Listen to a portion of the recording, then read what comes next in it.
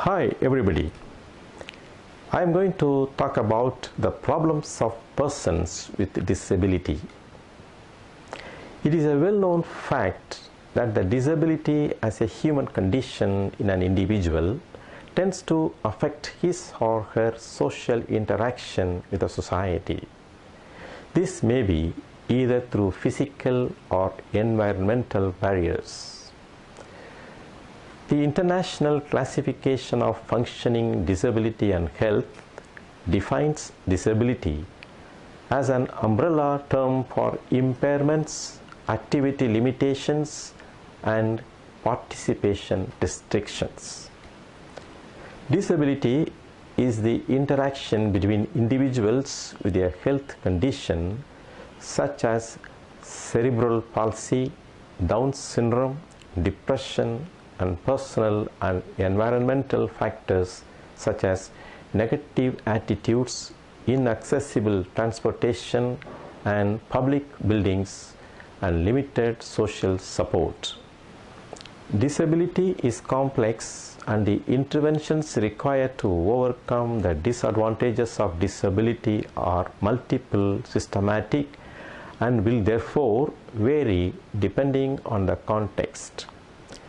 The people with disability are the most disadvantaged category of the community who encounter with serious economic, educational, and social difficulties.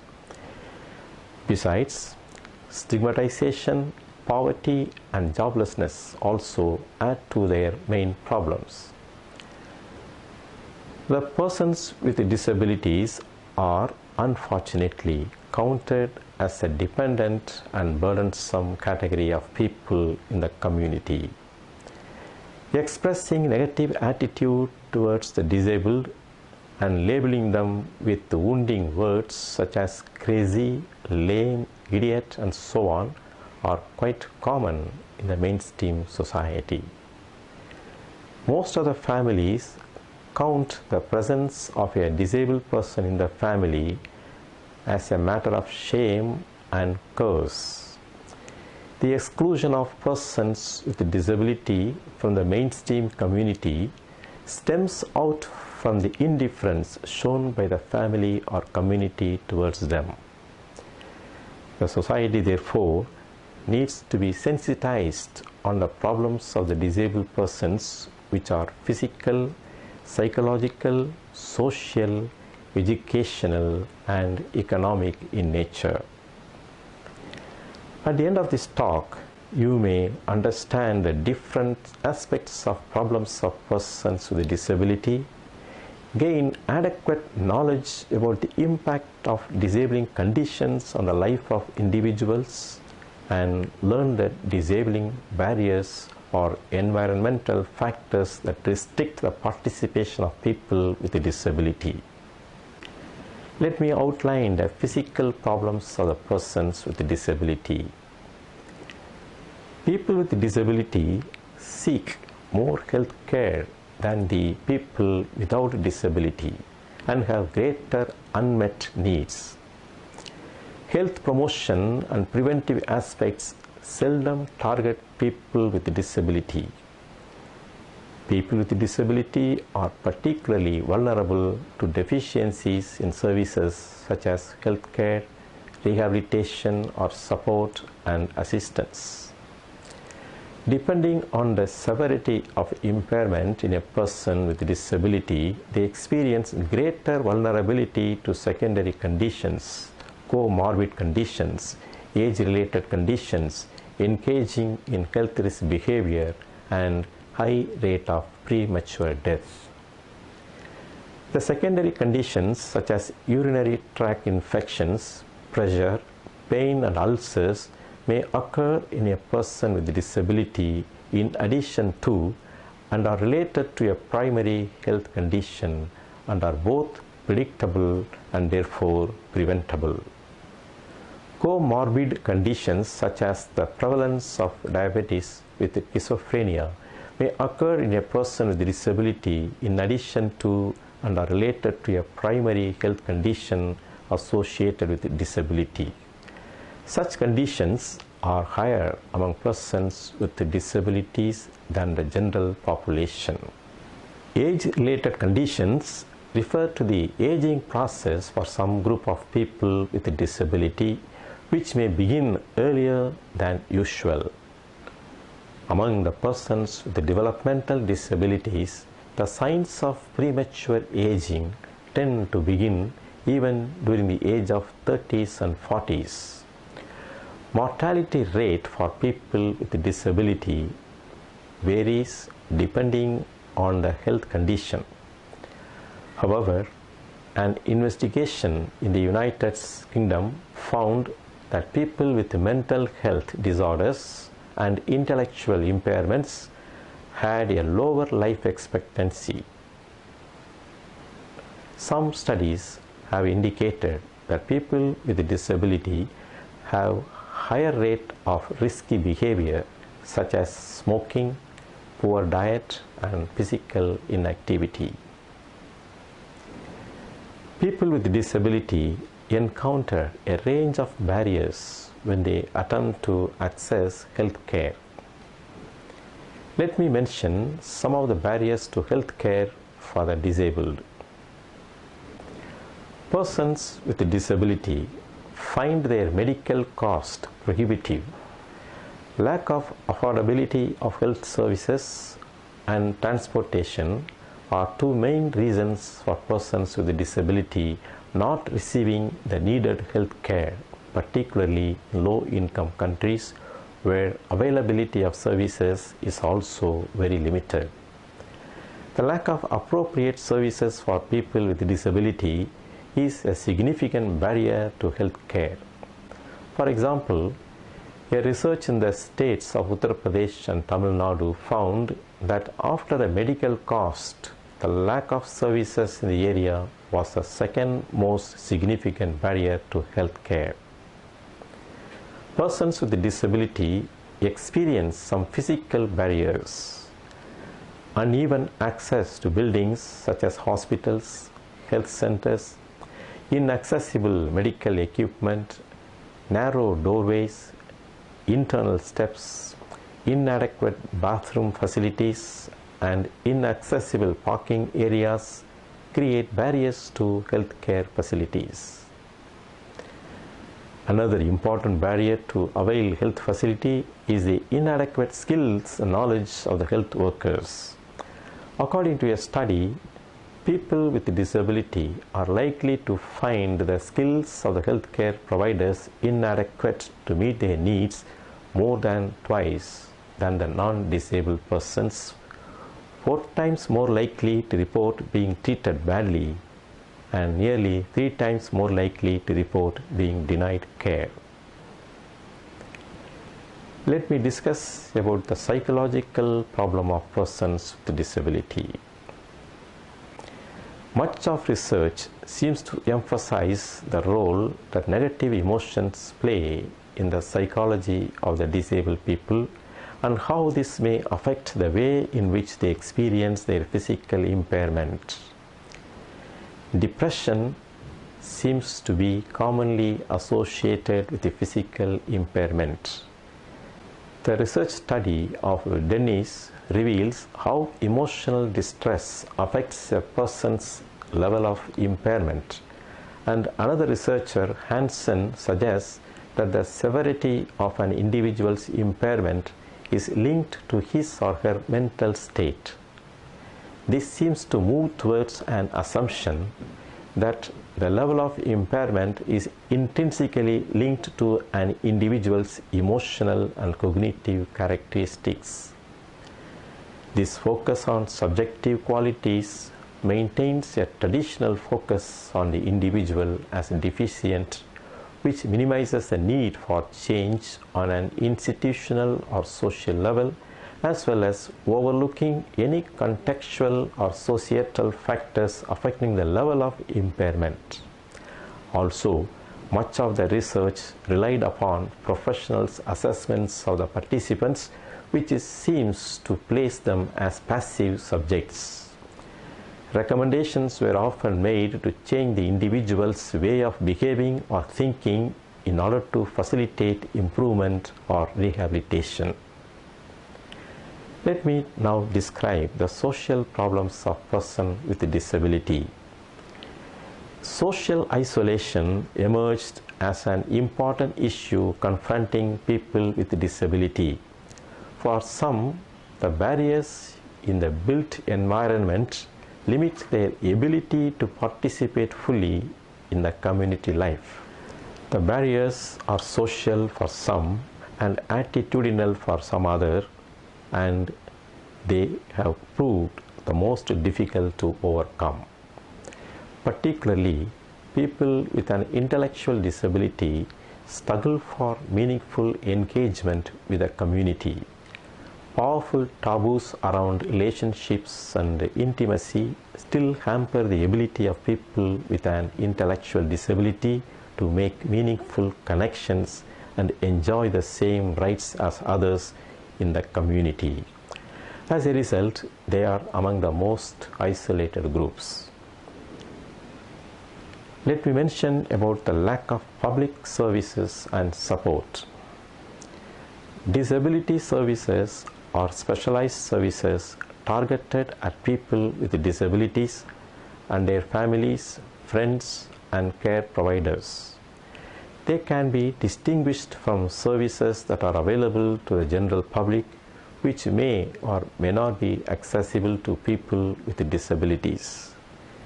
Disability services are intended to provide the disabled people with the assistance that they need to participate fully in daily and community life.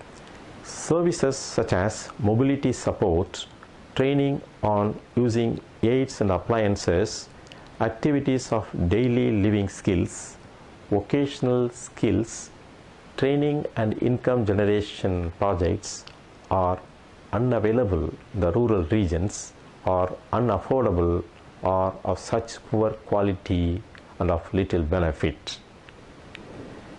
Let me outline the barriers to the persons with a disability in the society. The barriers in the society can be mainly classified into two: the environmental and attitudinal barriers. The major environmental barriers are of two types: architectural and communication. Architectural barriers refer to the buildings which lack the ramps, railings, signage, braille print, adequate spacing, slip-resistant flooring, accessible toilets and chairs, switches, shelves, wash basins, taps, and telephone at an accessible height. If public buildings have these infrastructural facilities, they will be helpful to the disabled people to be at ease and do their routine with a minimum or no support. Apart from becoming self-reliant, such an internal atmosphere boosts their self-confidence and avoids unnecessary delay. In public places also, there is a need for ramps and handrails, curb ramps in pavements, seats, taps, telephone booths, wash basins at an accessible height, braille print, road signals with adequate timing, audio-visual announcements, and usage of bright colors, space for wheelchair users, accessible parking space, sign language, slip-resistant grab bars and flooring, modified play area or equipments, and rules.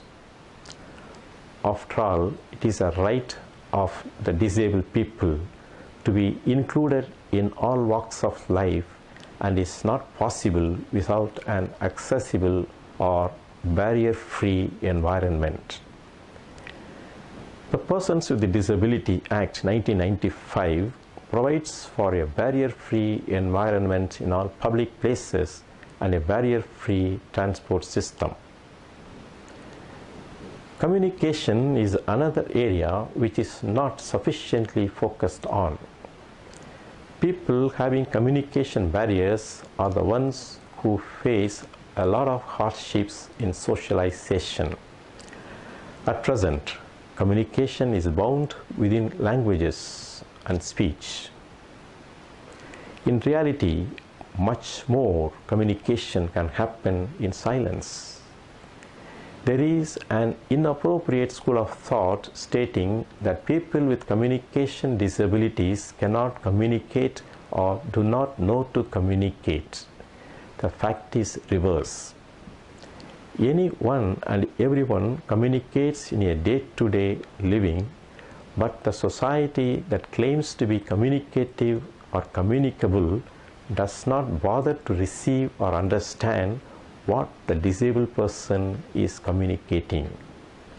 Major communication barriers in the society refer to the lack of readers, braille material, aid-related manuals, magazines, government orders, newspapers, and scribe facility for people with visual impairment, lack of sign language and sign language interpreters for people with hearing impairment, lack of communication aids and technical devices for people with severe disabilities, and a lack of importance to research on alternative and augmentative communication, which hinders a huge amount of human resource in contributing towards the development of the country.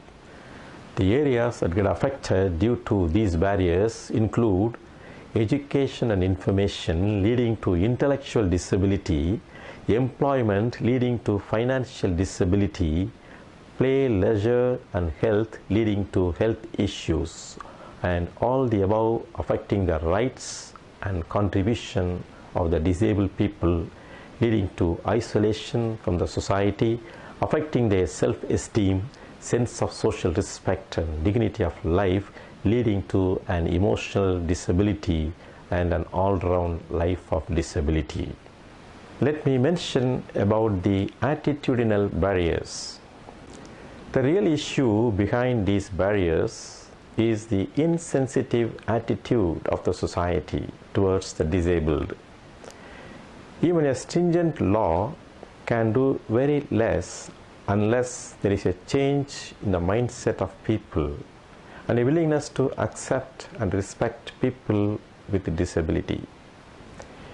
There is an attitude of relating a disabled person with his or her disability and not to his or her abilities.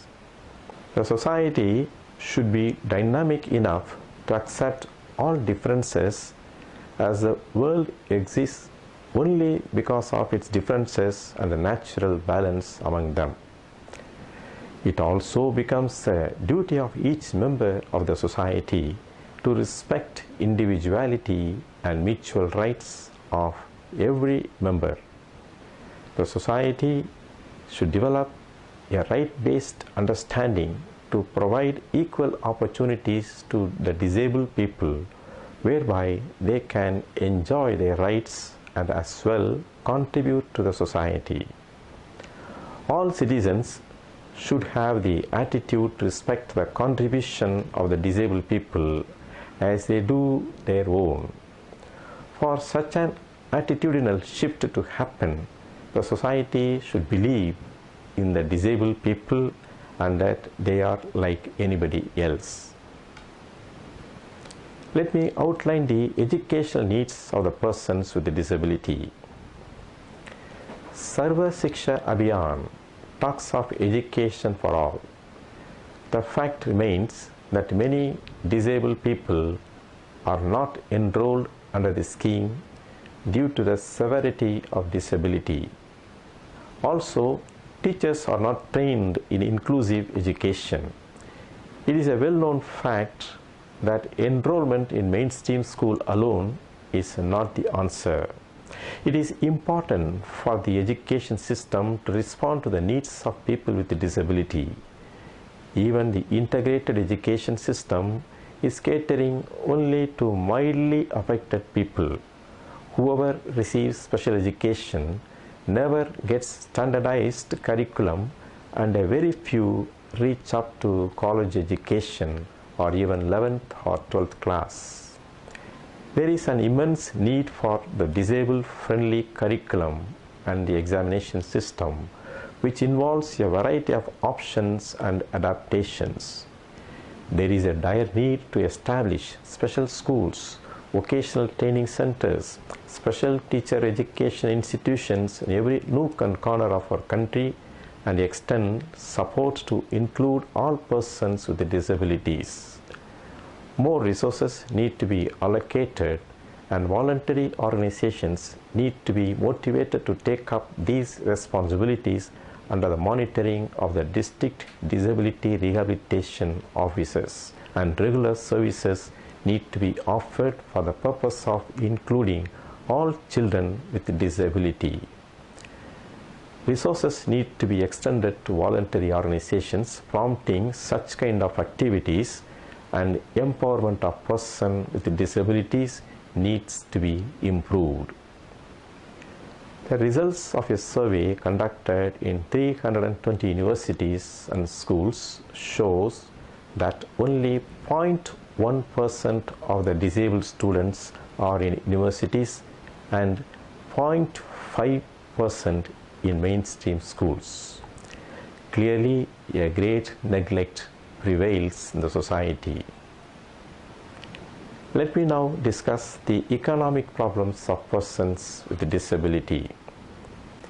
A major problem disabled persons have is when it comes to financial independence.